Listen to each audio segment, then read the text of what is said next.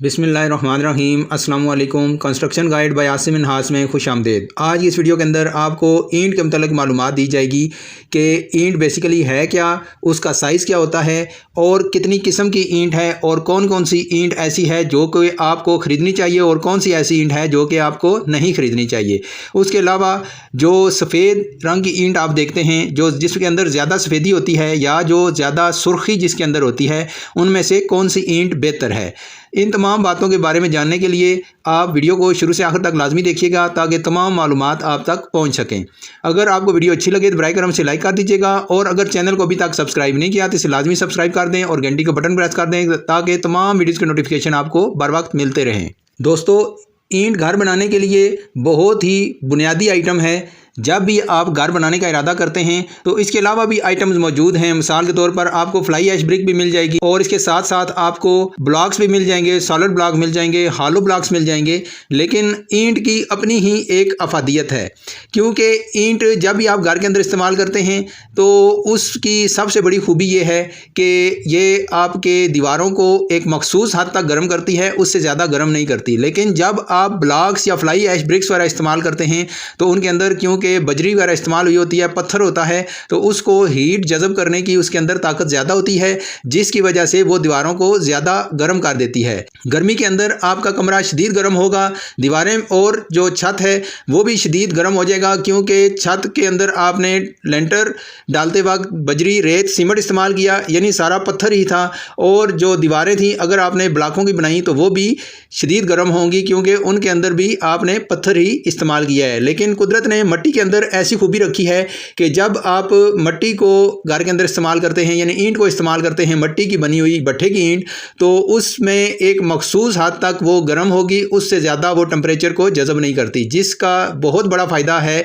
और इसी वजह से लोग घरों के अंदर ईंट को ही इस्तेमाल कर रहे हैं। अभी अगर ईंट के साइज़ की बात करें तो ये आपको 9, 4 और 3 की मिलेगी, यानी 9 इंच लंबी, 4 इंच चौड़ी और 3 इंच ऊंची होगी। और अगर इसकी किस्मों की बात करें तो इसमें आपको अव्वल, दोयम और सोयम मेन 3 बड़ी किस्में हैं, यानी ए ग्रेड, बी ग्रेड और सी ग्रेड। ये 3 किस्म की ईंटें आपको मिलेंगी। सबसे अच्छी जो है वो ए ग्रेड है, दूसरे नंबर पर बी है और तीसरे नंबर पर सी है। इनकी कीमतें भी इनकी क्वालिटी के मुताबिक होती हैं, यानी ए जो है वो सबसे महंगी मिलेगी। अगर बिलफर्ज ए आपको आजकल के ज़माने में आपको मिल रही है 16 रुपये की, तो बी आपको मिलेगी 13 रुपये की और जो सी है वो तकरीबन 10, 9.5, सवा 10, 10.5 रुपये की एक ईंट आपको मिलेगी। अभी बात करते हैं कि कौन सी ईंट आपको इस्तेमाल करनी चाहिए और कौन सी नहीं करनी चाहिए। आप जब भी ख़रीदें तो अच्छी ईंट ख़रीदें, क्योंकि अगर आप कम पैसों वाली ईंट ख़रीदेंगे तो यकीनन वो कच्ची होगी, जिससे उसकी टूटने का चांस ज़्यादा है, उसके अंदर वेस्टेज ज़्यादा निकलेगी। और अगर आपने यहाँ पर पैसों की बचत की कि हम सस्ती ईंट लगा लेते हैं, इस तरह हमारे पैसे बच जाएंगे, तो वो बचत होने के बजाय उल्टा आपका नुकसान हो जाएगा।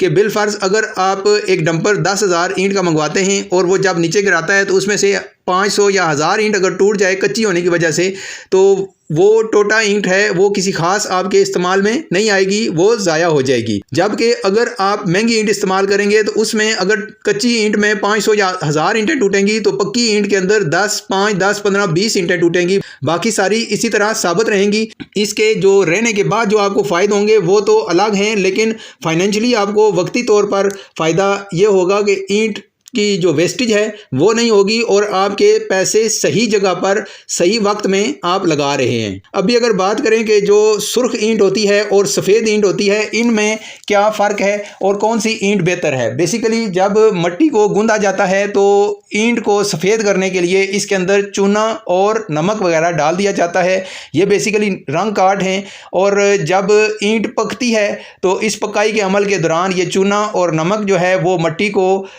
सफ़ेद कर देते हैं, उसके अंदर रंग जो सुर्खी होती है मट्टी के अंदर वो ख़त्म कर देते हैं और ये ईंट हमें सफ़ेद लगती है, भली लगती है। लेकिन सफ़ेद ईंट इतनी ज़्यादा अच्छी नहीं होती, क्योंकि जब चुनाइयाँ वगैरह हो जाती हैं तो फिर आप जब इसकी तराइयाँ लगाएंगे, यानी पानी के साथ अपनी दीवारों को तर करेंगे, तो 2, 4, 5 दिन ज़ाहिर है आपने उसकी तराई करनी है। तो जब ये तराई वगैरह मुकम्मल हो जाएगी तो उसके बाद आप देखेंगे कि जो चूना और नमक होगा वो आहिस्ता आहिस्ता बाहर आना शुरू हो जाएगा, दीवार पूरी की पूरी सफ़ेद हो जाएगी। तो उससे प्लस्तर पर भी फ़र्क पड़ता है, इसकी वजह से प्लस्तर इतना मजबूत नहीं होता। इसलिए बेहतर ये होता है कि आप सुर्ख ईंट इस्तेमाल करें। जो सफ़ेद ना हो लेकिन वो मजबूत होनी चाहिए। आप ये देखिए कि मजबूत ईंट जो पायदार हो वो आप इस्तेमाल करें। इसके मतलब मेरी पहले भी वीडियोस मौजूद हैं कि ईंट की पहचान क्या है, ईंट की इकसाम कितनी है, तो वो आप देख लेंगे तो आपको उसके मतलब पूरी डिटेल भी मिल जाएगी। अभी हम इस बात को ज़्यादा टच नहीं करते क्योंकि इस तरह वीडियो लंबी हो जाएगी। मैं उम्मीद करता हूँ कि आपको ये मेरी वीडियो अच्छी लगी होगी। अगर मेरी ये वीडियो पसंद आई है तो बराए करम से लाइक ज़रूर कर दीजिएगा और कमेंट सेक्शन के अंदर लाजमी तौर पर अपनी कीमती आरा से हमें आगाह करते रहें ताकि हम बेहतर से बेहतर वीडियोस आपके लिए लाते रहें। अगर अभी तक आपने हमारे इस चैनल को सब्सक्राइब नहीं किया तो लाजमी से सब्सक्राइब करें और घंटी को बटन प्रेस कर दें ताकि तमाम वीडियोस के नोटिफिकेशन आपको मिलते रहें और आप मेरी वीडियो से फ़ायदा हासिल करते रहें। अभी तक के लिए इतना ही। अपना और अपने प्यारों का बहुत सारा ख्याल रखिएगा। अल्लाह हाफिज़।